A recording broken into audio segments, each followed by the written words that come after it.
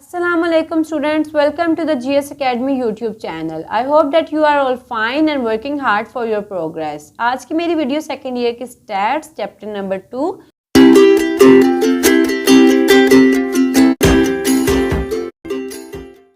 Presentation of data पर है।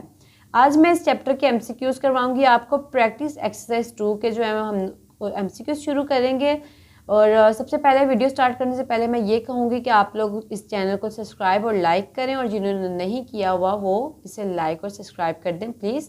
और मेरी जो वीडियोस हैं ये आप लोगों को बहुत सारी नॉलेज देने वाली हैं इंशाल्लाह, and I hope that you will be having much knowledge from this videos इंशाल्लाह।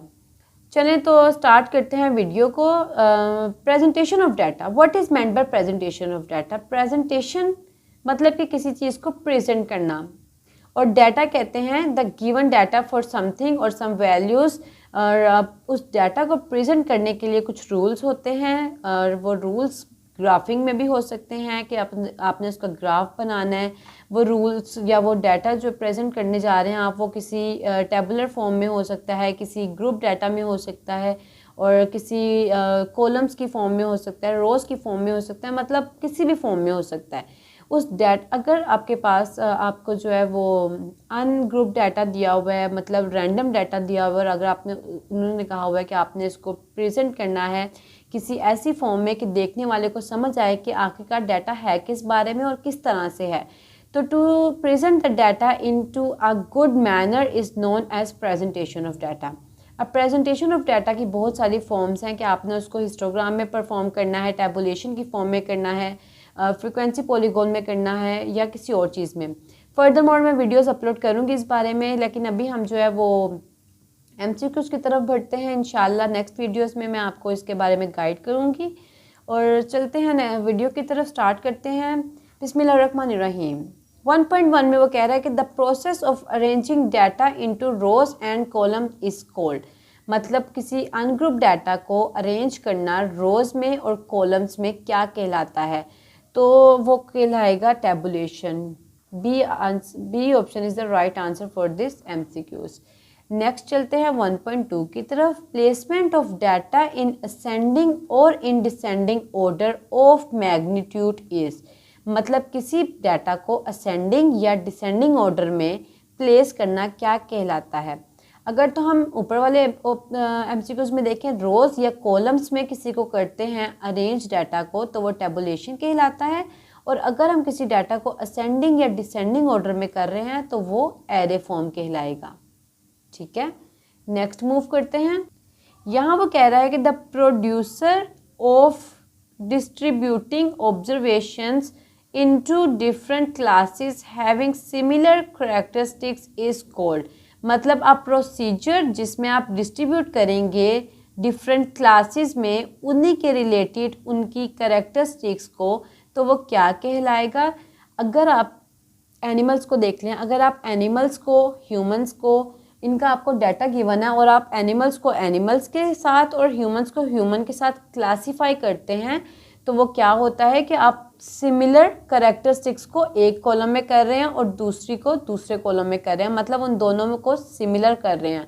तो वो क्या चीज़ होगी आपके लिए, वो होगी आपके लिए क्लासिफिकेशन। मतलब आप क्लासीफाई कर रहे हैं कि जो मंकी है वो कौन सी कैटेगरी से है, और जो ह्यूमंस हैं जैसे मेंस हैं, वुमेंस हैं, चिल्ड्रंस हैं, तो वो कौन सी कैटेगरी में। अगर तो आपको मंकीज़ के बारे में बोलता डाटा आपके पास है जिसमें बफलोज आ रही हैं, मंकीज़ आ रहे हैं, ह्यूमंस आ रही हैं, वुमेंस आ रही हैं, गर्ल्स आ रही हैं, तो when you have to classify the data into 2 categories के which are humans and which are animals, तो आप क्या करेंगे, आप मंकी को जो है वो एनिमल्स की कैटेगरी में डालेंगे, और गर्ल्स, चिल्ड्रंस, बॉयज़ इनको किसकी कैटेगरी में डालेंगे, ह्यूमंस की कैटेगरी में डालेंगे।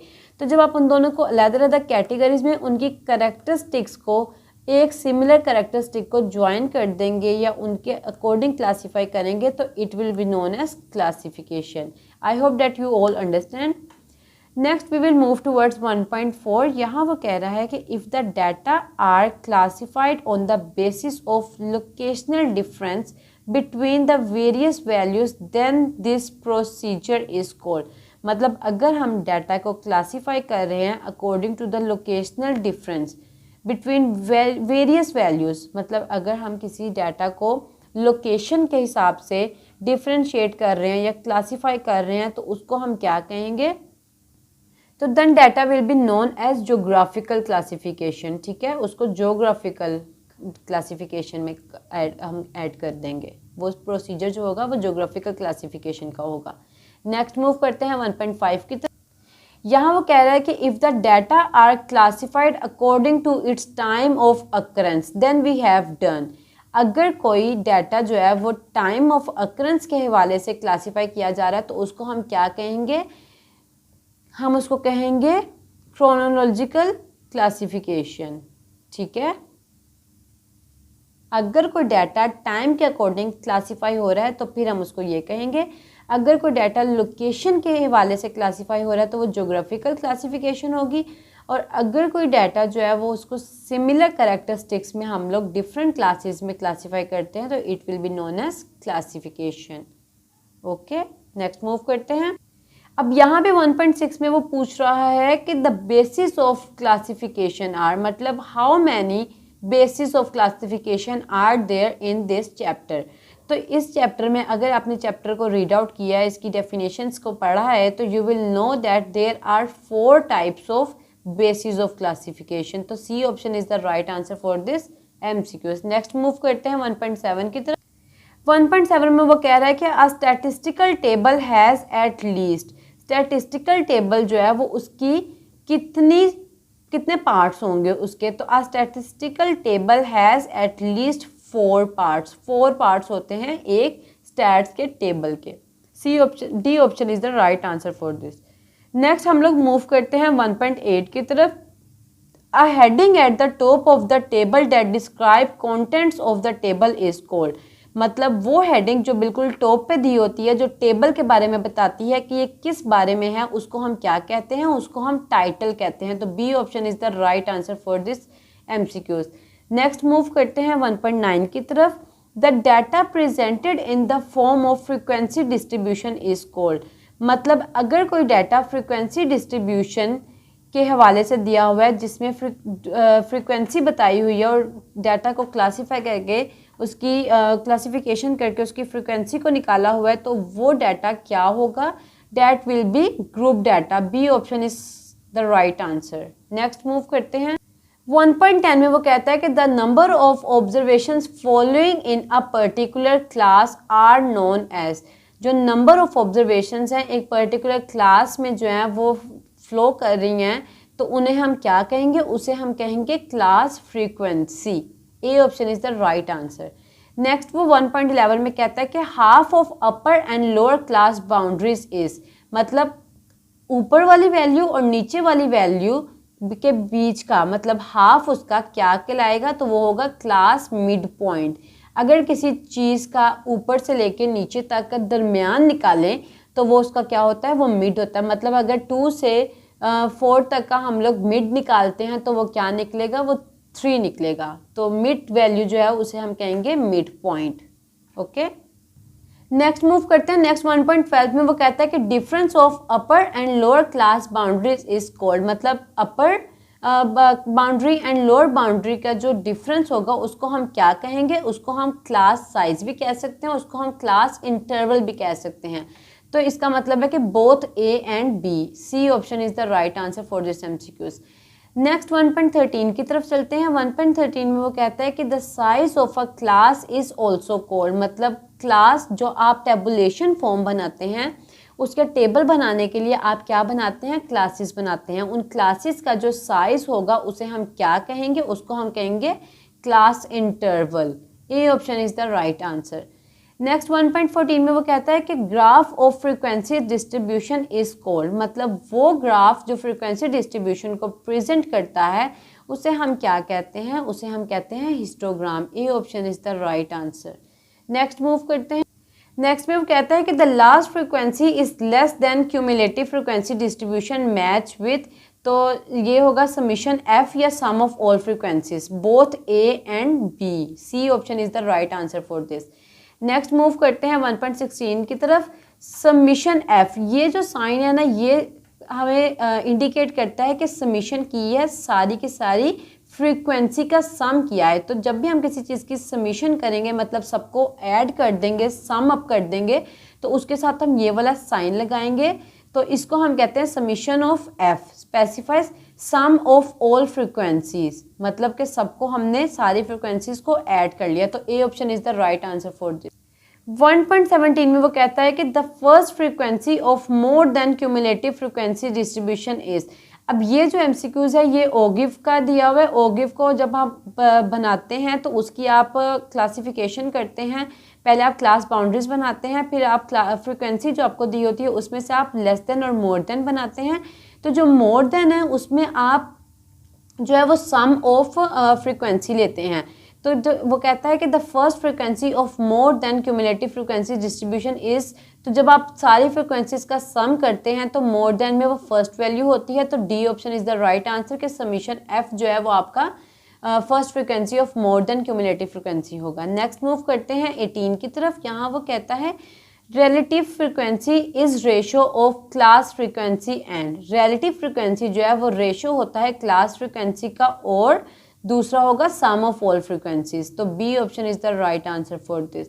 नेक्स्ट मूव करते हैं 1.19 में वो कहता है कि relative frequency can never be. जो रिलेटिव फ्रीक्वेंसी होती है वो क्या होती है, वो मोर देन 1 नहीं होती। जैसे 0 से 1, 1 से 2, 2 से 3 एंड ऑनवर्ड्स टू 10, जिसमें 1 का डिफरेंस होता है, वो रिलेटिव फ्रीक्वेंसी होती है। अगर तो ज़्यादा का डिफरेंस है तो it will be not considered in relative frequency category.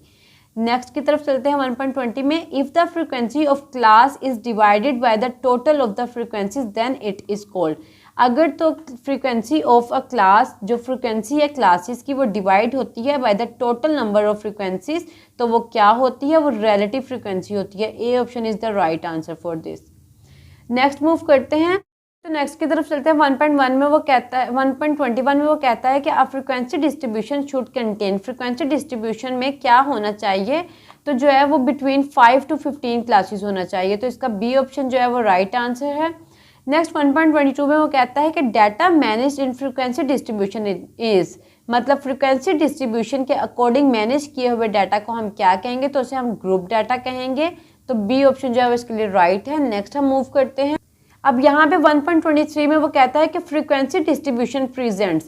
जहाँ पे भी फ्रीक्वेंसी डिस्ट्रीब्यूशन को प्रेजेंट किया जा रहा होगा, मतलब कि वो जो डाटा है वो अकॉर्डिंग टू ग्रुप डाटा है, उसमें ग्रुप्स बनाए हुए हैं उस डाटा के।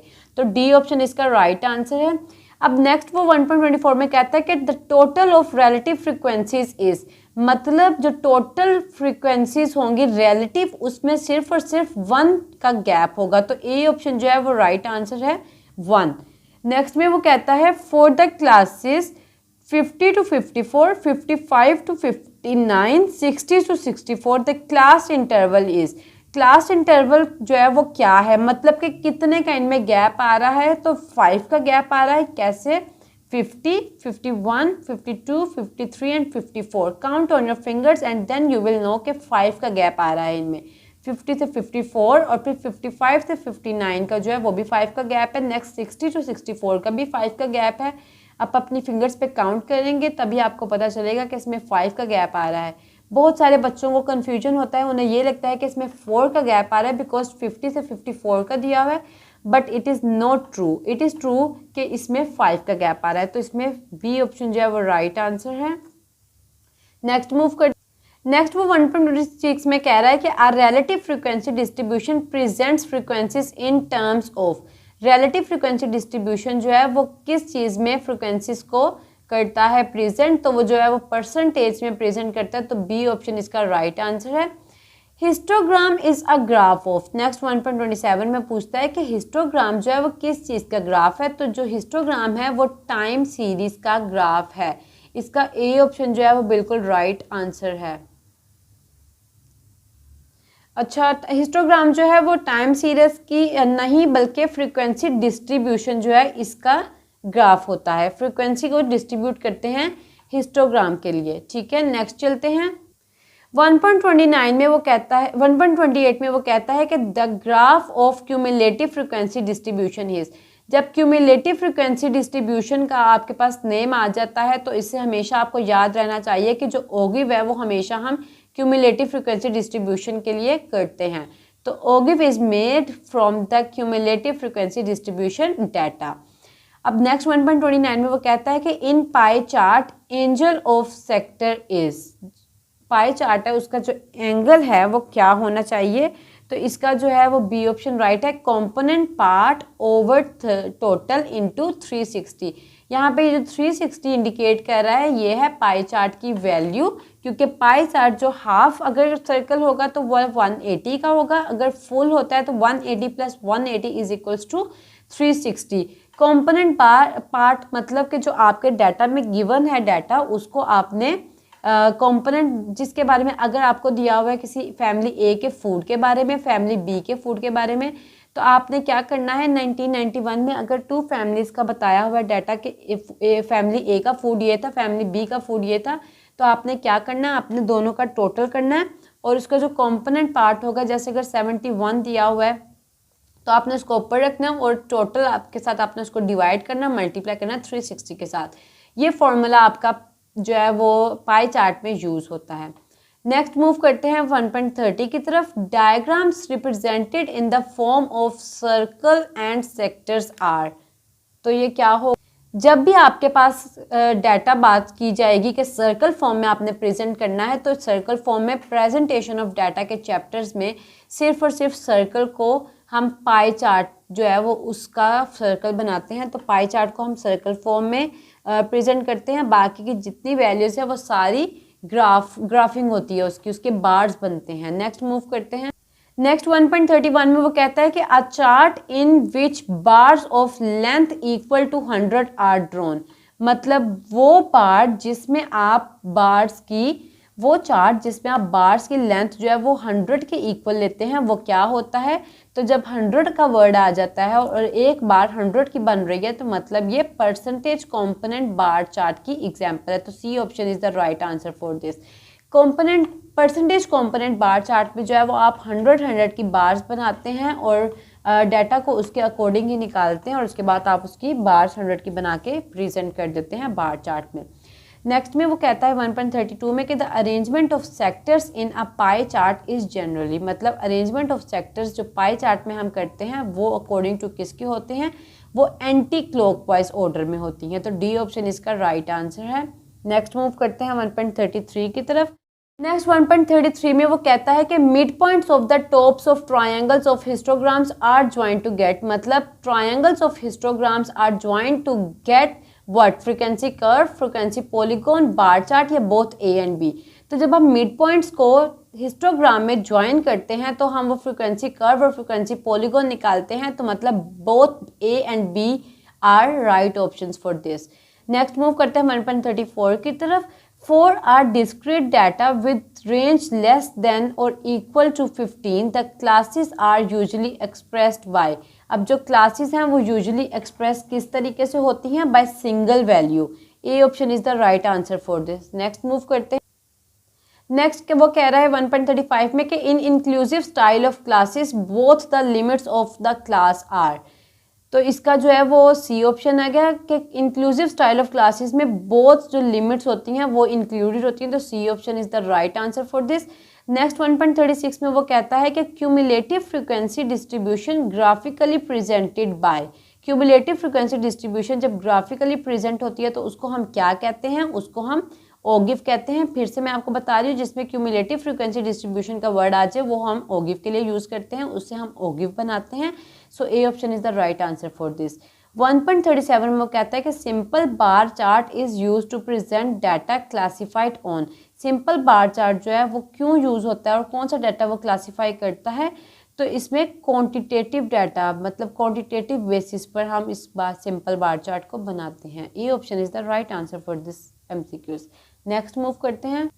नेक्स्ट में वो कह रहा है 1.38 में कि what is total of relative frequencies. जब भी आपको रिलेटिव फ्रिक्वेंसीज के बारे में पूछा जाए तो हमेशा रिलेटिव फ्रिक्वेंसीज में 1 का गैप होता है, तो इसका जो बी ऑप्शन है वो राइट है कि रिलेटिव फ्रिक्वेंसी का जो टोटल होता है वो 1 होता है। नेक्स्ट 1.39 में वो कहता है कि frequency is donated bye. Frequency जो है वो कौन से वर्ड से डोनेट की जाती है, सी से, क्यू से, एफ से या आर से। तो फ्रीक्वेंसी के स्टार्टिंग में देखिए एफ आ रहा है कैपिटल, तो मीन्स हम इसको एफ से डोनेट करेंगे। B option is the right answer for this. Next move करते हैं 1.41 में वो कहता है कि a Greek letter is used as a shorthand notation for sum. मैंने आपको पहले भी बताया था किसी भी चीज़ का सम करते हैं मतलब समीशन करते हैं तो उसके लिए आप ये वाला जो साइन है ये ग्रीक लेटर है जो शॉर्ट में यूज़ होता है for the notation of some, तो इसको हम कहते हैं summation of something, summation f या समीशन एक्स। तो किसी भी चीज़ की समीशन होगी तो उसमें ये वर्ड यूज़ होगा। नेक्स्ट 1.41 की तरफ चलते हैं। अ graph of cumulative frequency curve is called, मतलब वो ग्राफ जो क्यूमुलेटिव फ्रीक्वेंसी को कर्व जो को इंडिकेट करेगा उसे हम क्या कहेंगे। नेक्स्ट मैं आपको फिर से बताती हूँ, क्यूमुलेटिव फ्रीक्वेंसी कर्व जो है वो हम ओगिव के लिए यूज़ करते हैं, तो C option is the right answer for this. Next तो बच्चों हम लोग चलते हैं 1.42 की तरफ। 1.42 में वो कहता है कि the data when plotted on graph paper is called, मतलब वो डाटा जब हम प्लॉट करते हैं ग्राफ पेपर तो उसको हम क्या कहते हैं। फ्रीक्वेंसी डिस्ट्रीब्यूशन नहीं कहेंगे, ग्राफिक नहीं कहेंगे, ओगिव नहीं कहेंगे, it will be known as diagrammatic presentation. D option is the right answer for this. अच्छा मैं आपको फिर कहती चलूँ, जो बच्चे या जिन्होंने अभी तक इस चैनल को सब्सक्राइब नहीं किया ना इस वीडियो को लाइक किया तो please like follow and subscribe this video, I again request you. और नेक्स्ट हम फिर से अपनी वीडियो को कंटिन्यू करते हैं। 1.43 में वो कहता है कि the graph of time series is, मतलब वो ग्राफ जो टाइम सीरीज़ को इंडिकेट करता है तो व्हाट इज़ दैट, तो it is known as historigram. ठीक है, D option is the right answer for this. Next चलते हैं 1.44 की तरफ। Sum of the angles of sector of pie chart is always, तो जो मैंने आपको पिछले एमसीक्यूज में भी बताया था कि जब भी पाई चार्ट की बात आती है तो पाई चार्ट की हम कैलकुलेशन करने के लिए भी 360 से हर कॉम्पोनेंट पार्ट को और टोटल से मल्टीप्लाई करते हैं, तो जो हमारा पाई चार्ट होता है वो 360 का होता है, तो D option is the right answer for this. Next चलते हैं 1.45 की तरफ। यहाँ वो कहता है कि straight lines are use to draw. अब जो स्ट्रेट लाइंस हैं उनको हम क्या चीज़ ड्रॉ करने के लिए यूज़ करते हैं, तो straight lines are use to draw the frequency polygon. B option is the right answer for this. Next में वो कहता है 1.46 में कि if there is no gaps between consecutive classes the limits are called. अगर गैप नहीं है classes में तो वो लिमिट्स को हम क्या कहेंगे, तो उसे हम कहेंगे class boundaries. B option is the right answer for this. 1.47 में वो कहता है histogram is a graph of, histogram जो है वो ग्राफ ऑफ फ्रीक्वेंसी डिस्ट्रीब्यूशन है, तो इसको हम करेंगे ए ऑप्शन को। जो ओगिव है वो है क्यूमुलेटिव फ्रीक्वेंसी कर्व, जो टाइम सीरीज है वो हम हिस्टोरीग्राम के लिए बनाते हैं और क्वालिटेटिव डाटा के लिए हम कुछ भी नहीं बनाते। फ्रीक्वेंसी डिस्ट्रीब्यूशन जो है वो हिस्टोग्राम का है। ओके, नेक्स्ट में वो कहता है कि a chart a graph of time series is called, मतलब वो ग्राफ जो टाइम सीरीज को प्रेजेंट करता है उसे हम कहते हैं historigram. A is the right answer for this. Next 1.49 की तरफ चलते हैं। Class interval size is the difference between upper and lower class, तो वो क्या होगा, boundaries. B option is the right answer for this. Next 1.50 की तरफ इसमें वो कह रहा है कि a frequency polygon is closed figure of, जो फ्रीक्वेंसी पॉलीगॉन है वो क्लोज्ड फिगर किसका होता है, 2 साइड्स का, 1 साइड का, 3 साइड्स का या मैनी साइड्स का। तो फ्रीक्वेंसी पॉलीगॉन में बहुत सारी साइड्स होती हैं, तो D option is the right answer for this. ठीक है, नेक्स्ट में वो कहता है कि the graphic representation of time series is called. फिर से दोबारा से टाइम सीरीज की बात होगी, जब भी टाइम सीरीज की बात होगी तो आप लोगों ने बिला झिझक जो है वो हिस्टोरीग्राम पर अपना निशान लगा देना, तो इसका सी ऑप्शन जो है वो राइट है, हिस्टोरीग्राम।